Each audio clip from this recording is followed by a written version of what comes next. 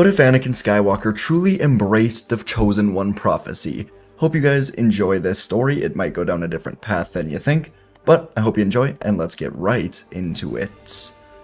Our story begins on Coruscant, as Anakin Skywalker is heading to Palpatine's office to inform him that Obi-Wan has engaged General Grievous, and as Anakin flies through the Coruscant traffic, he reflects on his purpose in life and what he wants from his future.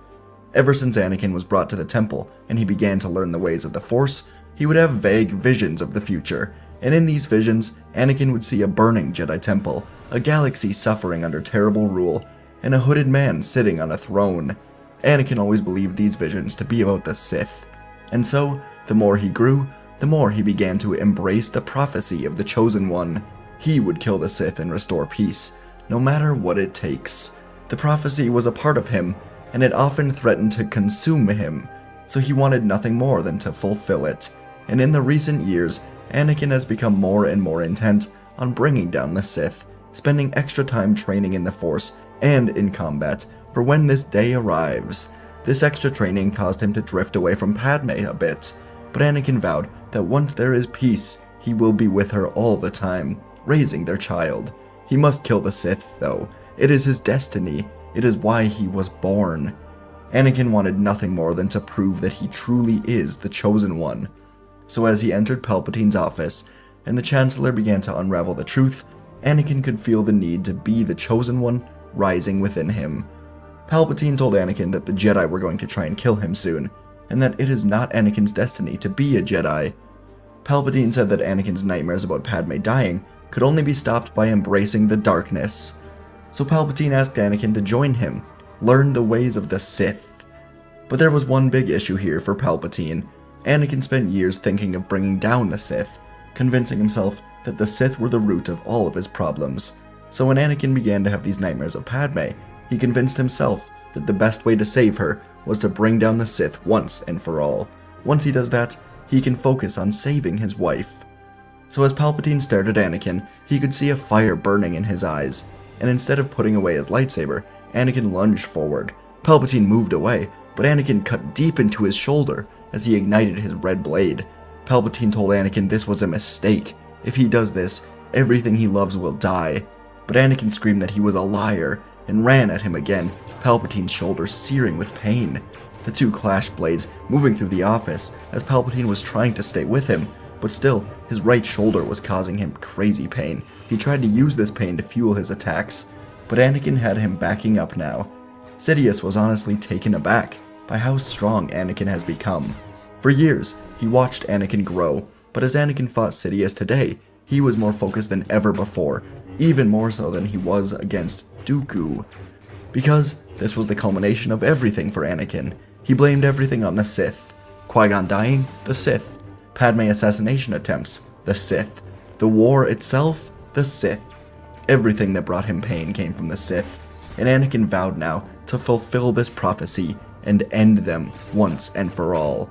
And as they reached the window, Anakin cut Sidious's saber away, and then he barely ducked a swing from Anakin, then luckily managed to hit Anakin with a quick burst of lightning. As Anakin recovered, Sidious smashed through the window and said that they will meet again before leaping high into the air and landing upon a speeder.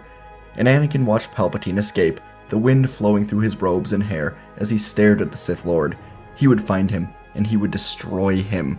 Anakin could feel the rage burning inside of him. He failed, but he would not fail again. He would do whatever it takes to find Palpatine, whatever it takes. But first, Anakin cut all communications on Coruscant, then took off back for the Jedi Temple. The capital city was in chaos with communications cut, and Palpatine was angry that he could not execute Order 66 without communications. But Anakin soon found Windu and told him that Palpatine is the Sith. He escaped, so he cut off comms to limit his power. Windu told Anakin that he has done well, and they must inform the Senate of this revelation. But Anakin asked Windu if he could lead the charge of finding Palpatine. His 501st Legion is already here on Coruscant, and they can be ready to begin their search within the hour. Windu considered this, then granted Skywalker the mission to find and bring Palpatine to justice. And so, as Windu took to the Senate, Anakin ordered all of his men to gather in the Republic hangars and wait for him. And in the Senate, Windu began presenting the security recordings from Palpatine's office. and the evidence was clear as day. He was behind everything, and he was formally removed from office. And luckily, this came at the same time that Palpatine got to his hidden ship and reached the atmosphere, so when he called for Order 66, the clones instead informed him that he was no longer in command. The inhibitor chips were designed to only work if the Chancellor or someone in the Chancellor's group executed it. With Palpatine out as Chancellor, no executive orders could be executed. So instead, Palpatine frustratedly went into hiding, determined to soon have his revenge. And as Windu was telling the Senate that at last there can be peace as they search for Palpatine, Anakin reached his men and began speaking to them in a booming voice. Anakin told the clones that each and every one of them were betrayed by the leader they've been serving this entire time. Anakin said that it is Palpatine who orchestrated this war, causing millions of their brothers to die pointlessly. Anakin was passionately rallying his men, saying that it is now their duty to bring down Palpatine, and only then can there be peace. And in order to bring him down, they must close their fists so tightly around the Separatists, so that Palpatine has no choice but to show himself. Anakin finished by saying that they have all been too easy on the Separatists. This war has been orchestrated to bring down the Republic from the inside, and now they must show that the clones and the Jedi will not back down. Anakin had never been so passionate. Losing Palpatine ruined him a bit. He failed to kill the Sith, and it was consuming him. He would do anything to find and eliminate Palpatine. He was a traitor. This was his destiny. Anakin would simply not be denied. And as the clones were listening to Anakin give this huge speech, they decided to rally behind their Jedi leader. Anakin fought with them in every battle, leading the charge while the politicians that ordered them around were the very ones that created this war. So the clones were with Anakin. It was their time to show that they were not simply tools to be used. They would bring peace to the Republic, no matter what it takes. So Anakin raised his lightsaber into the air, igniting it, saying that they are the sword that will finally end this conflict. The clones united behind him, and the 501st Fleet was prepped for takeoff. They were going to Mustafar first, as inside of Palpatine's office, there was a ship tracked from Utapau to Mustafar. The Separatist leaders were there. And so this crusade, led by Anakin and the 501st, would take them to Mustafar. The Separatist leaders never stood a chance, as Anakin stormed into the building with a squad led by Commander Appo. Within seconds, the room was cleared, and the leaders were not arrested. No, they were killed. Anakin and the 501st no longer trusted the Republic to hold prisoners. Everyone could be corrupt. And on Mustafar, Anakin was able to find the battle droid shutdown command and shut down the entire droid army, effectively ending the war once and for all. But still, with the droids dead, Anakin got back into the Republic Venator and considered the next moves for him and the 501st Fleet. And while doing this, he was informed that Ahsoka, Rex, and the other half of the 501st returned from Mandalore, and they were waiting for new orders. Maul was captured and imprisoned. Anakin instructed them to remain on Coruscant for now, and he informed Appo and this half of the troops that in order to find Palpatine, they still may have to take drastic measures. Anakin was beginning to go a bit insane in his quest to find Palpatine, but he was convinced that this was his purpose. This is what he was meant to do. He must find the Sith and destroy them. So Anakin and the 501st would continue this crusade, first going to Cato Nemoidia, finding the Separatist base here and invading it. Plo Koon and his army had recently basically overtaken Cato Nemoidia, but Anakin didn't care. His orders were to kill any Separatist ally, and so they invaded the planet, mercilessly carving through Nemoidians, trying to get them to reveal where Palpatine was. No one knew, and they would die because of this. These actions by Anakin were not right, but he had convinced himself that this was the only way to peace. Destroy anyone who stood in his way of reaching the Sith, anyone who aided the Sith, anyone who could aid the darkness ever rising again. So when Cato Nemoidia was basically rid of the Separatists, Anakin and the 501st took off from Monolith, doing the same to the Banking Clan, then doing the same to Skako Minor to kill the allies of Wat Tambor. Still, no information on Palpatine. The Jedi and the Republic were desperately trying to get in contact with Anakin, but Anakin ordered his troops to not answer, not until they have the answers they're looking for. They were going rogue. And on Geonosis, Anakin would do the same thing to the Geonosians, finding a group of scientists, but this time he would purposely let them escape, then throw a tracking device on their ship. And as these scientists took off into space, Anakin and the 501st Fleet would track them through hyperspace. The Separatist worlds were falling one by one. And inside of the Venators, there was very little conversation between the clones. All of them were beginning to see that what they were doing was not right. They'd killed so many innocents now on Cadron Amoidia, Moonalist, Skako Minor, Mustafar, Geonosis. This was a crusade of violence, all in search of Palpatine. They knew the war was over. They weren't even fighting capable fighters at this point. They were just blindly following Anakin. But they trusted Anakin. How could they not? And they would continue to follow him into battle. For now. And as they continued tracking these scientists, Anakin alerted the men that they were about to come out of hyperspace on the planet Wayland, and soon enough, they did. The 5 Venators that Anakin and the 501st were using for these missions descended into hyperspace, finding a mountain that seemingly had a base built in it. Oppo asked Anakin for orders, and Anakin closed his eyes on the bridge, feeling into the Force. He sifted through the Force, and soon felt Palpatine's dark presence. He was here. So Anakin opened his eyes, and ordered all 5 ships to rain fire down on the mountains. Oppo hesitated, telling Anakin that they're not sure who was inside that base, but Anakin turned swiftly, saying that anyone associated with Palpatine must die with him. Oppo could see a fire in Anakin's eyes, unlike anything he'd ever seen before, and so he nodded his head, saying it will be done. And Anakin looked to another clone, ordering that a shuttle be ready for him and a squad of clones, then took off through the ship as the firing began down on the mountain. Deep inside of the Tantus base, Darth Sidious was with Dr. Hemlock, discussing new contingency options, now that Order 66 in the Empire is on hold, when suddenly, the entire mountain began to shake. Alarms began to blare throughout the entire facility, and Palpatine's Red Guards told him they must leave immediately. The Republic has tracked them here, and they're destroying the base. Sidious scowled. Another failure, and the Republic was having no mercy. He didn't want to believe it, but he had no choice. So he, Hemlock, and the Red Guards began running through the base, trying to stay on their feet as the base began to quickly explode. But finally they were able to reach the emergency exit. No one else inside of the base would be getting out alive. And as Sidious exited the base, the air outside was full of smoke, and he could barely see in front of him. He turned, looking behind him, to see through the smoke that Tantus had become a mountain of fire, and it was collapsing in on itself, as the firing never stopped from the Republic Venators.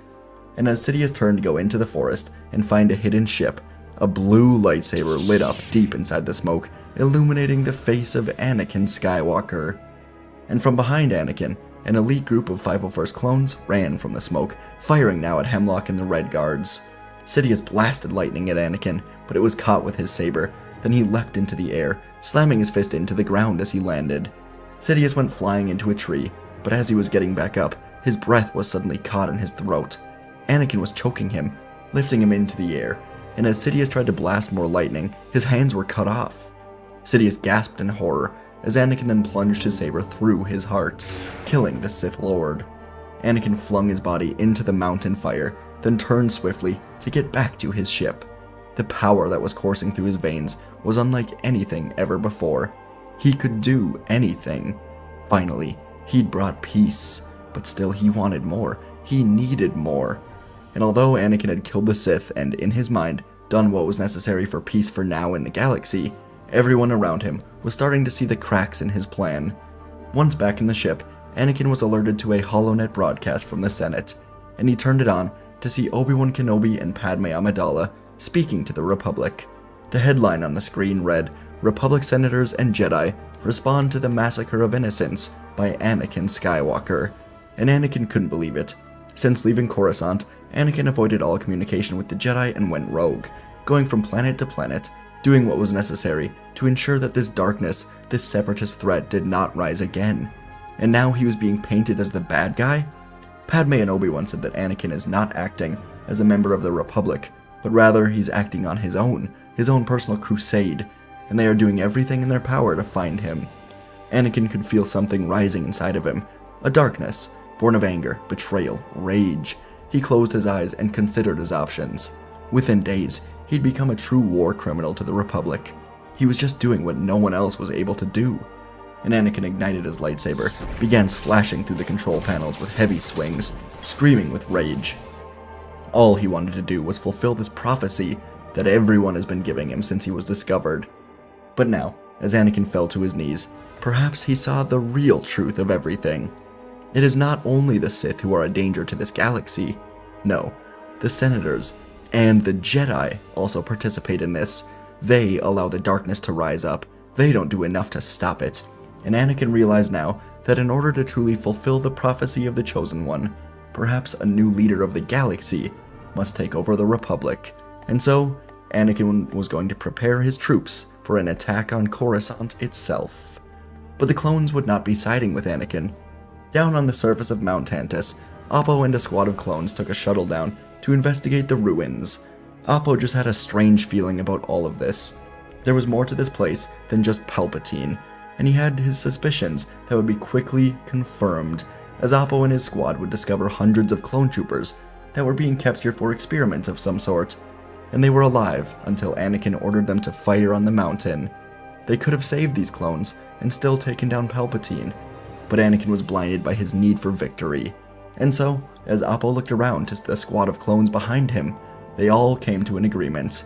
They called Rex to these coordinates, and then readied themselves for battle. It was time that they bring down Anakin Skywalker before he kills more innocents. They've followed his personal Jedi crusade for far too long. And so as Anakin Skywalker was on the bridge of his Venator, looking down on the destroyed mountain, Oppo entered with a large squad behind him, and Anakin told them to prepare for a jump to Coruscant. It was time they take the corruption down from the inside. But suddenly, Anakin heard blasters lift into the air and charge up, as Oppo said that he was sorry, but that will not be happening. And Anakin tilted his head slightly, once more feeling the darkness rise in him that he was considering to be the power of the Chosen One. And Anakin told Oppo that if they are not with him, then they are his enemy. Oppo said that they will do what they must. And suddenly, all the clones began firing. Anakin turned immediately, igniting his saber, blocking all of the blasts, being pushed back to the window, then diving out of the bridge window, floating down into the forest below, and he slammed into the ground, trying to gather his thoughts. He wondered if maybe Obi-Wan or Padme spoke with Oppo, saying that he was a traitor. Anakin simply was not thinking straight at all. He thought he was on the right path, but instead he was becoming the very thing he swore to destroy, and he looked up to the Republic Venators to see at least 10 shuttles descending down to find him and bring him down. And a moment later, a new Republic Venator emerged from hyperspace, this one carrying Rex, Obi-Wan, Ahsoka, and many other 501st members sent by the Republic after Oppo contacted them. And Anakin moved into the shadows, readying himself to take on his own men. Deep in the forest, as the sun was setting, Commander Oppo was now leading his men on the pursuit of Anakin. Rex, Kenobi, and Ahsoka would be down shortly, but for now this was up to them. The air was thick with tension as they moved through the shadows, their senses very heightened, anticipating danger at every turn around all the trees, as they all knew how well Anakin was as a fighter. As Oppo and the clones soon split up into squads, the silence of the forest was soon filled with blaster fire and screams. One by one, the clones began to fall, their cries of pain echoing through the darkness, and Oppo's own breath caught in his throat as he would see the distant glow of a blue lightsaber, but every time he turned to see it, it disappeared, and Anakin disappeared with it. Anakin was moving like a ghost, striking swiftly and silently, leaving no trace of his presence behind, determined to take down everyone that he thought was against him. Oppo's grip tightened on his blaster. He struggled to maintain his composure. He could feel Anakin watching them, but from where? The forest was seeming to close in around them, and suddenly, a clone dropped to the forest ground with a thud, his helmet rolling away, to reveal the lifeless eyes beneath. And as Oppo looked up into the trees, the sound of a saber was again heard behind him, cutting through more clones. And in the end, it's only Oppo left standing, surrounded by the fallen bodies of his own men. He knew that he's failed them, that he's led them into a death from their own trusted leader. And Anakin's voice rang out, saying that he should never have betrayed him. And he leapt from the shadows to strike down Oppo, but right before he could, a force push sent Anakin sprawling across the ground. And Anakin looked up to see Rex, Obi-Wan, and Ahsoka emerge from the trees. Obi-Wan yelled at Anakin to stop this madness, come back with them, come back to Padme, to his children. Ahsoka said that Padme gave a safe birth to twins, while Anakin was out here on this insane mission. She said that Padme needs him, but Anakin was pacing back and forth, saying that he sees through the lies of the Republic and the Jedi. They're weak, and it is his destiny to reform everything to create a peaceful galaxy. Obi-Wan felt defeated, and he softly told Anakin that he was the Chosen One. but Anakin reignited his saber, and with a loud, booming voice, he told Obi-Wan that he is the Chosen One, chosen to bring peace for everyone. And Ahsoka ignited her own sabers with Obi-Wan, preparing to stop Anakin from continuing down this path. And with a sad sigh, Obi-Wan moved forward, his blue lightsaber slicing through the air against his former apprentice. Ahsoka followed behind him, moving at her former master. But Anakin was ready, and he met their attacks head-on. His anger was growing as the three of them began their fight, connecting lightsabers back and forth, fueling his every strike as he unleashed his full strength against his friends. While Obi-Wan and Ahsoka may not be as strong as Anakin, no fighters in the galaxy knew him better. They now fought not just for themselves and for the Republic, but for who Anakin was before this insane path he went down, thinking that this was the right Jedi path for him. But even so, Anakin was stronger, he fought well, and he was able to disarm Obi-Wan with a quick strike, sending his saber into the trees. Ahsoka moved in to stop Anakin from cutting down Obi-Wan, and the two of them now locked lightsabers. And with another set of moves, Anakin kicked her, cutting through both sabers. And now, Anakin lifted his sabers for a killing strike on both Obi-Wan and Ahsoka. But, at this point, he'd forgotten about Rex and Appo. The two clones were watching from the trees. But as Anakin lifted his saber, Rex knew they had no choice. He fired his twin pistols through the back of Anakin, and Anakin's eyes went wide as Obi-Wan suddenly called his own saber back to his hand, then stabbed Anakin through the gut. Rex didn't want to do this. He couldn't believe that Anakin was incapable of coming back to the light fully. But, as he saw Obi-Wan and Ahsoka about to fall, he'd made his move. And as Anakin fell to the forest floor, Obi-Wan and Ahsoka caught him, and with sad, teary eyes, Anakin began to see what he'd become. And now, Anakin died here, feeling the terrible weight of his actions. The prophecy of the Chosen One consumed him, and completely took over, making him think that everyone was an enemy. And in the end, Anakin would have a funeral in the Jedi Temple, with many in attendance, including Padme, the children, Obi-Wan, and Ahsoka. Many Jedi blamed themselves for putting this weight of the prophecy on Anakin, while others simply blamed Anakin for his actions. He did kill Dooku and Sidious, but in the end he became a threat just like them. When it was all said and done, Anakin was laid to rest, as Padme decided that Luke and Leia would be trained from birth, while she was elected as the new Chancellor of the Republic. And with her as the leader, she was able to bring peace and prosperity that Anakin had only dreamt of. And folks, that is our story. Very different path than maybe you were expecting. The title, the beginning of it, maybe gives off the hint or the idea that this is going to be a very light-sided story. But I was watching Dune, and I wanted to take some inspiration for Anakin from the Paul Atreides path of just kind of being a little consumed by this power, this opportunity, this leadership, people relying on him. And of course, I did veer off quite a bit, but just the whole idea of this power kind of taking over him and him leading the clones into this crusade of just violence. I really like this idea. It's, probably unrealistic and really out there, but it's a path I wanted to try, as it's a path I've never gone down before. And with each and every one of my videos, I try to, not have the same outcome. I don't always want it to just end with light side ending, Palpatine dying. I like to at least just mix up the way things happen, and this one was very different than anything I'd ever done, so hope you guys did enjoy. Please leave a like, it helps a ton. Leave a comment, let me know what you thought, and yeah, thanks for watching. Gonna have a new video tomorrow for you, and I'll see you in the next video.